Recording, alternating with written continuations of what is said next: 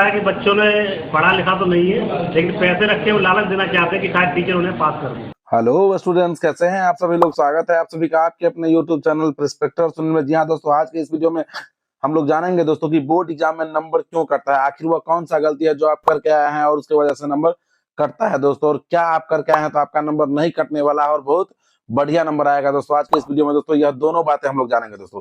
तो सबसे पहले दोस्तों हम लोग यह बात जान लेते हैं कि आखिर नंबर हमें कैसे मिलता है और कितना मिलता है, कब हमें अच्छा नंबर मिलता है दोस्तों, ठीक है ना दोस्तों। तो इस बात को आप सिंपली ऐसे समझिए दोस्तों कि आप जो एग्जाम देने जाते हैं तो स्टूडेंटों का संख्या बहुत ज्यादा रहता है। तो स्टूडेंट का संख्या जब ही ज्यादा है तो कॉपी ज्यादा होगा, क्योंकि देखिए एक स्टूडेंट का कॉपी 6 सब्जेक्ट है तो 6 कॉपी रहता है, ठीक है ना। लेकिन चेक करने वाले जो अभ्यर्थी जो भी होते हैं, शिक्षक होते हैं चेक करने वाले, उनकी संख्या है कम होती है। आप सिंपली ऐसे समझिए दोस्तों, यदि आप एक कॉपी को चेक करते हैं तो आपको 10 रुपया मिलता है, ठीक है ना। तो भर दिन में यदि आप 10 कॉपी ही चेक कीजिएगा तो कितना मिलेगा आपको, 100 रुपया मिलेगा यदि आप कॉपी चेक करने वाले हैं तो। उसी प्रकार से शिक्षक को कॉपी पे पैसा मिलता है कि आप यदि एक कॉपी चेक कीजिएगा तो कितना पैसा मिलेगा।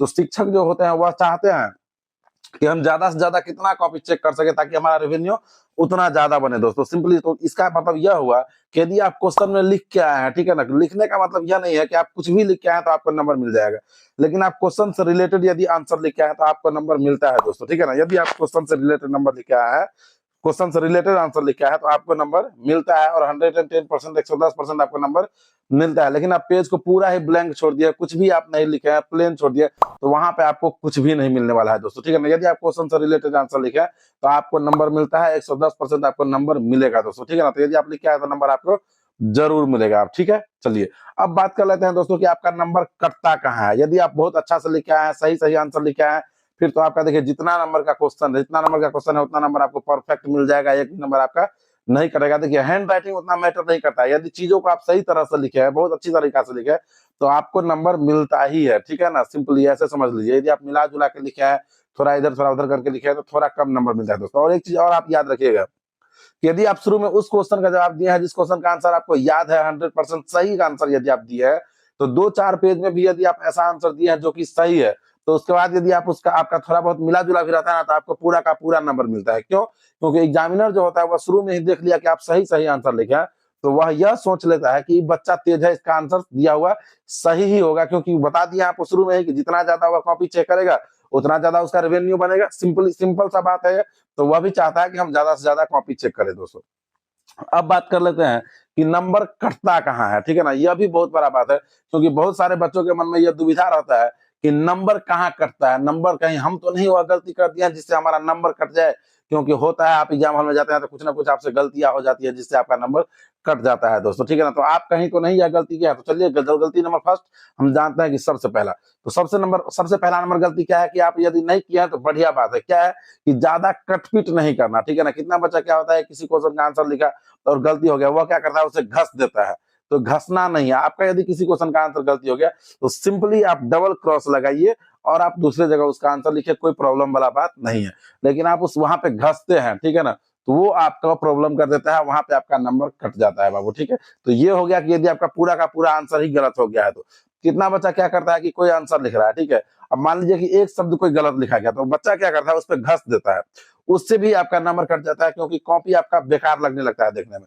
तो वैसे में भी क्या करना चाहे तो वैसे में भी सिंपल सा बात है कि यदि आप डबल क्रॉस मार रहे हैं, भले आपका एक शब्द ही गलती हुआ है लेकिन आप वहां पे डबल क्रॉस मार दिया सिंपली, ठीक है ना, तो वहां पे भी आपका नंबर कटने वाला नहीं है। और यदि आप घसे हैं तो वहां पे आपका नंबर कट जाता है दोस्तों, ठीक है। तो ये हो गया दो बातें। अब आते हैं तीसरी बात पे कि तीसरा बात क्या होता है जिससे आपका नंबर कटता है। तो तीसरा बात क्या है यह आप जानिए। तीसरा बात यह है कि आप शब्दों का जो चयन करते हैं, ठीक है ना, शब्दों का जो चयन करते हैं, तो यदि आप मिला जुला के भी आंसर लिखते हैं तो शब्दों का चयन अच्छा होना चाहिए। जैसे मान लीजिए जिस सब्जेक्ट का एग्जाम है आपका, जैसे साइंस का एग्जाम है, तो आप आंसर दे रहे हैं तो साइंस में यदि केमिस्ट्री वाले क्वेश्चन का आंसर दे रहे हैं तो आंसर केमिस्ट्री से रिलेटेड ही होना चाहिए। अब आप साइंस के क्वेश्चन है केमिस्ट्री का, आप आंसर दे दिए हैं और सामाजिक विज्ञान का, भूगोल का, या दे दिया है हिस्ट्री का, तो वहां पे आपका नंबर नहीं मिलता है, वहां पे भी आपका नंबर काट दिया जाता है दोस्तों, ठीक है। इसके अलावा आप यदि कॉपी में गंदी शब्द, गंदा गाली या कोई भी चीज, या जैसे मान लीजिए आप इमोशनली किसी को ब्लैकमेल करना चाहते हैं कि सर आपको अपने माँ की कसम है आप हमें नंबर दीजिए, आप नंबर नहीं दीजिएगा तो हम मर जाएंगे, फन्ना चिन्ना, ये सब बातें यदि आप लिखते हैं तो वहां पे आपको नंबर नहीं मिलता है, और जो भी नंबर आपका रहता है आपका नंबर काट लिया जाता है। सिंपली आप ऐसे समझिए। तो ऐसे शब्दों का यदि आप एग्जाम दे दिए हैं, नहीं किया है यहाँ तो प्रयोग तो ठीक है, क्योंकि बहुत सारे बच्चे ऐसे लिख देते हैं, ऐसे से आपका नंबर मिलता नहीं है, बल्कि नंबर काट लिया जाता है और आपको फेल कर दिया जाता है, ठीक है ना। तो ये सब बातें आपको कॉपी में बिल्कुल भी नहीं लिखना है। पेन में आपको ब्लू और ब्लैक का ही यूज करना है, रेड पेन का यूज बिल्कुल भी नहीं करना है। आंसर लिखते समय ब्लू पेन का ही यूज करना है, और यदि आपको हाईलाइट करना है तो आप ब्लैक पेन का यूज कर सकते हैं दोस्तों। तो यदि आप ये सब किए हैं तो आपका नंबर नहीं कटने वाला है। इसी प्रकार से कॉपी चेक हो रहा है, आपको कॉपी में पैसा वैसा नहीं रखना था। यदि आप नहीं रखे हैं तो बहुत अच्छी बात है दोस्तों, ठीक है ना। आशा करते हैं आपको वीडियो अच्छा लगा होगा।